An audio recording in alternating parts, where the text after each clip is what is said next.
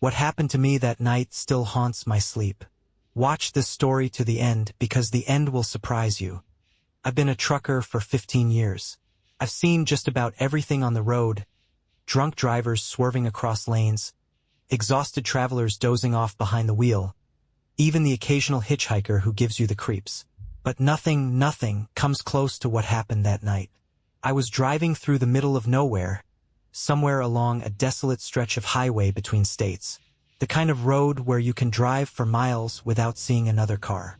It was just past midnight when exhaustion hit me like a brick. My eyelids were getting heavy, and I knew I had to pull over before I became one of those drivers I'd seen wrapped around a tree. Up ahead, I spotted a small truck stop. No gas station, no buildings.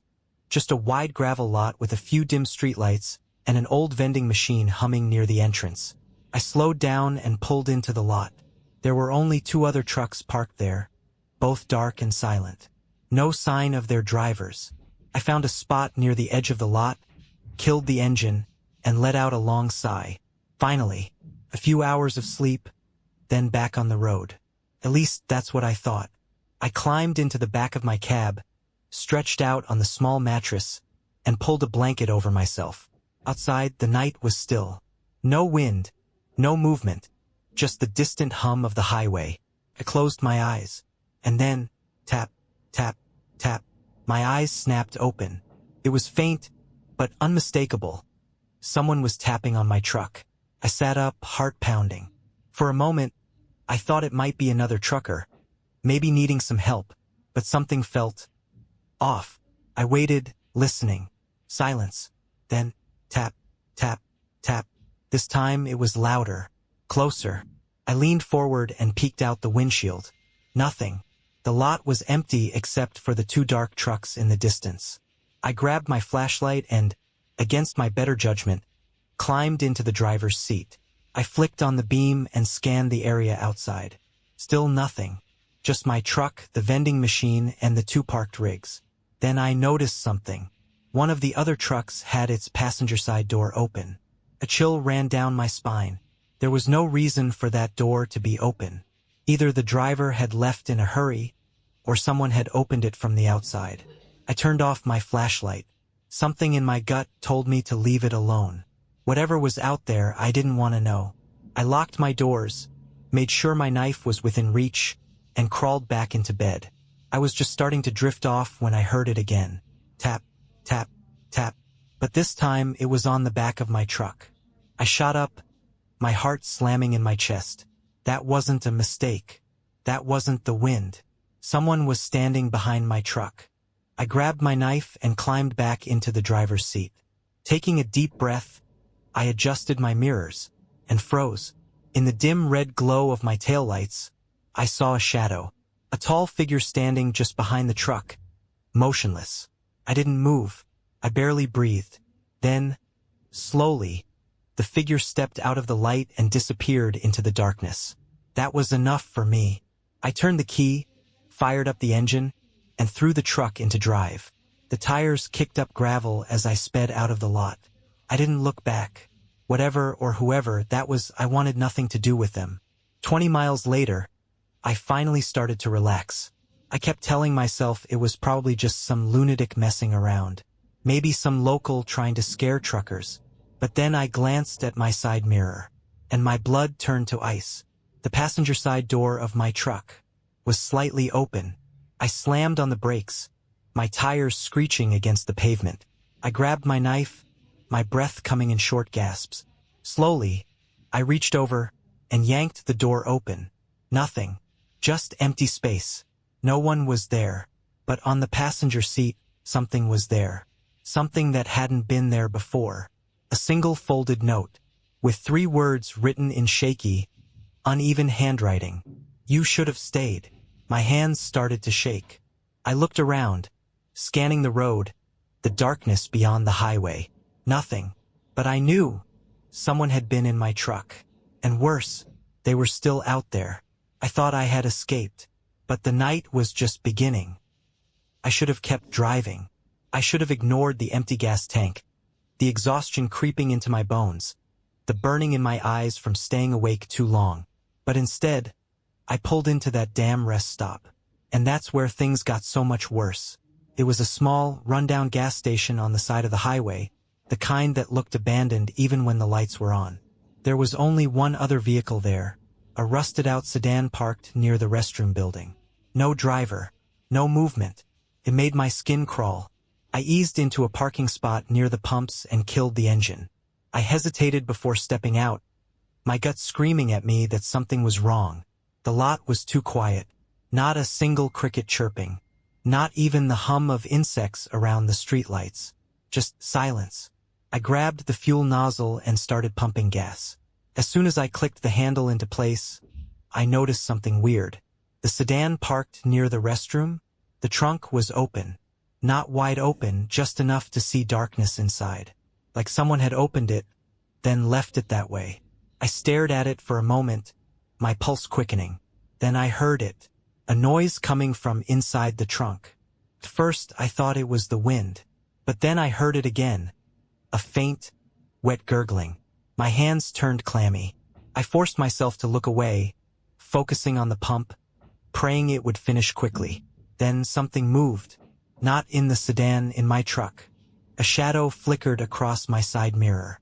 I spun around. My cab was empty. I walked toward the passenger door, heart hammering, and yanked it open. Nothing. But there was something on the floor. Something wet. A dark, glistening streak leading from the floorboard under my seat. I reached for my knife, barely breathing, and bent down. Something dripped onto my shoulder. I shot up, nearly smacking my head against the roof. I turned and saw it. On my headrest, a human tooth. Fresh, bloody, just sitting there. I recoiled, my stomach churning. My mind raced. I had locked the doors. I had checked. So how the hell did this get in here? I looked around wildly, expecting to see someone standing nearby, watching me. But the lot was still empty. And then, the trunk of the sedan slammed shut. I nearly jumped out of my skin.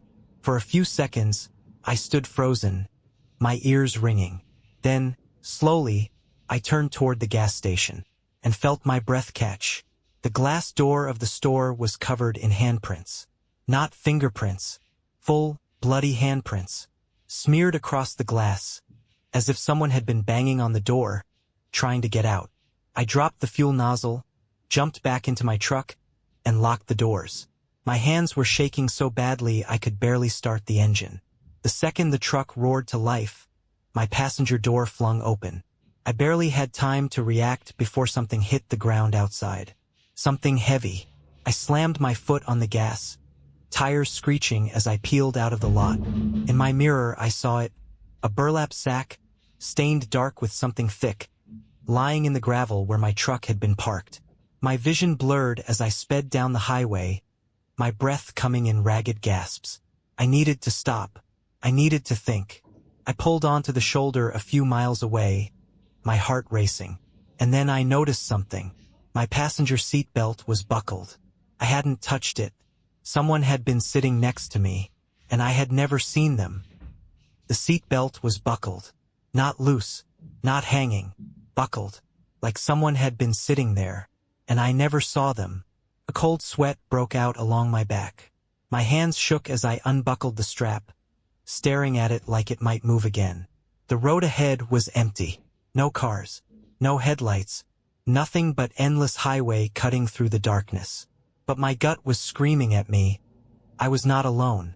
I grabbed my flashlight and shined it around the cab, checking under the seat, behind the curtains, even inside the overhead compartments. Nothing. I turned and checked the bunk in the back. Nothing. But my gut wouldn't stop screaming.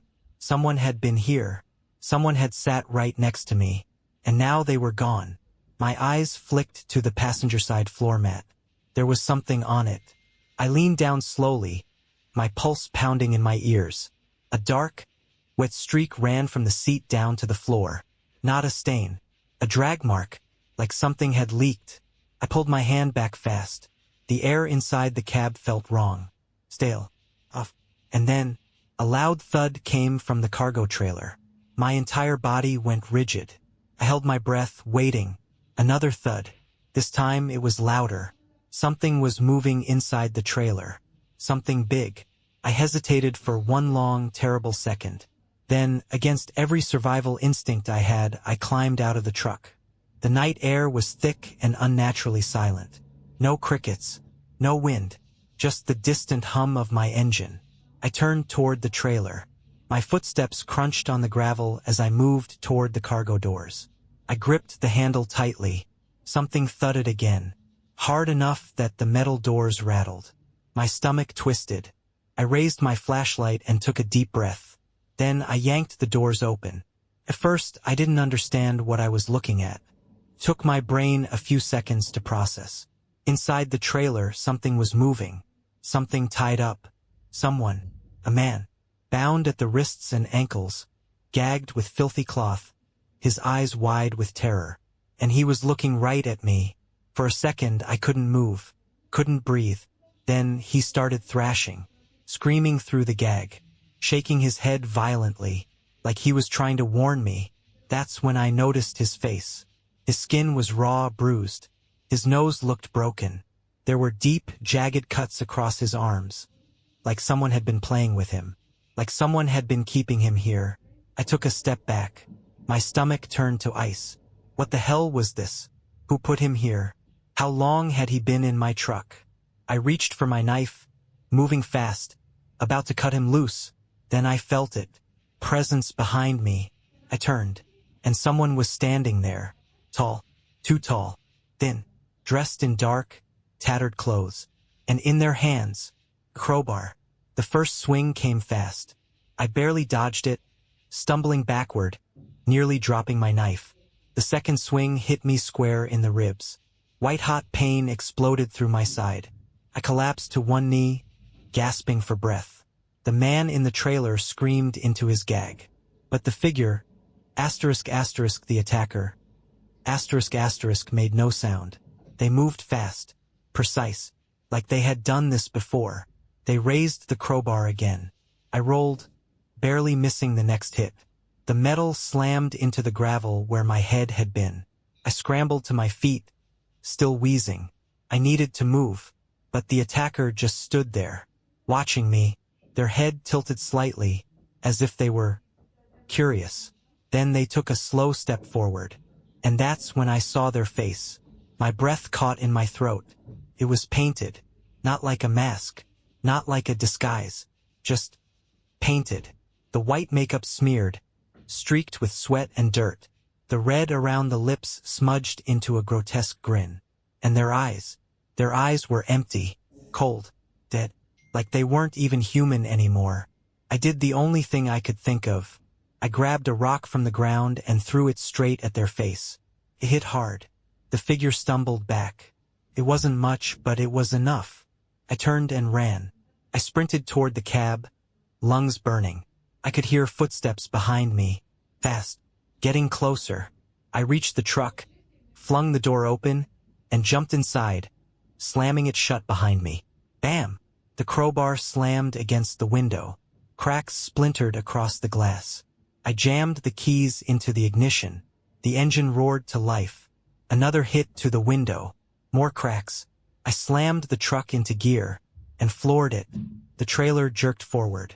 I heard a sickening thud as something or someone hit the pavement behind me. I didn't look back. I just drove. My entire body was shaking. Pain throbbed in my ribs. My hands were slick with sweat as I gripped the wheel. I had a hostage in my truck. I had just been attacked. And worst of all, I had no idea who that person was, or if they were alone. I wasn't safe. Not yet. And I had a feeling I wouldn't be for a long time. The wheels roared against the pavement as I tore down the highway, my hands locked in a death grip on the wheel. My ribs throbbed with every breath, my entire body trembling from the attack. But that didn't matter. I wasn't alone. I flicked my eyes to the rearview mirror. The man in my cargo hold, the hostage, was still thrashing against his restraints. His muffled screams tore through the thick steel walls. I had to get him out. I had to end this. I grabbed my phone, my fingers slick with sweat, and dialed 911. The call connected, but before I could speak, the line went dead. A cold, crawling sensation spread through my gut. I tried again. Nothing. Just silence. Like there was no signal at all. I swallowed hard. No way was that a coincidence. The attack. The body in my truck. The missing signal. Someone was controlling this. And they didn't want me calling for help. I needed to think. I was still bleeding, still struggling to breathe. But I had to focus. I forced myself to go over what I knew. Someone had put that man in my truck. Someone had been sitting next to me. Someone had attacked me.